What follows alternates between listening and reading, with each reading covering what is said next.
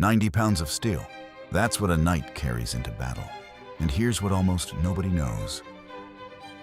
He can still cartwheel in it. Full sprint, climb a ladder, even do a somersault. Every movie you've ever watched about knights got the armor wrong. And that's just the beginning of what they got wrong. You've seen the scene 100 times. A knight in full armor, barely able to walk, swinging a sword the size of a small tree, hacking away until someone falls. None of that is close to real. Real plate armor, properly fitted, distributes weight so evenly across the body that trained knights could run, jump, and grapple almost as freely as an unarmored man. But here's what actually made knightly combat dangerous, and it wasn't brute force. It was precision. A knight in full plate was nearly impossible to cut through, so combat didn't look like hacking. It looked like a wrestling match with knives. Up close, searching for the 6 or 7 gaps in the armor where a blade could actually do damage. Let's kill the biggest myth first. Knights were not slow.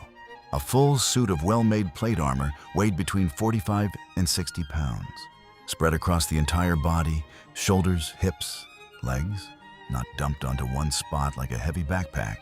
Compare that to a modern soldier's combat load, which often exceeds 60 pounds concentrated mostly on the back.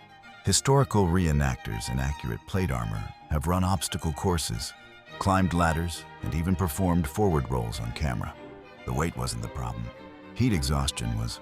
Fights lasting more than a few minutes in full armor, especially in summer, could genuinely kill a knight through heat stroke before a single blade touched him. So if hacking through armor didn't work, what did knights actually do? They used a technique historians call half-swording, gripping the blade itself with an armored gauntlet, using the sword almost like a short spear to thrust through the narrow gaps at the armpit, the visor, the back of the knee. Surviving fencing manuals from the period, like those of Fiore dei Liberi, show entire systems built around grappling, joint locks, and throws, techniques you'd recognize from modern wrestling, not sword swinging. A one-on-one duel between 2 knights in full armor often ended not with a dramatic slash, but with one knight wrestling the other to the ground and forcing a dagger through the eye slit or armpit joint. It was brutal, but it was closer to jiu-jitsu than to the movies.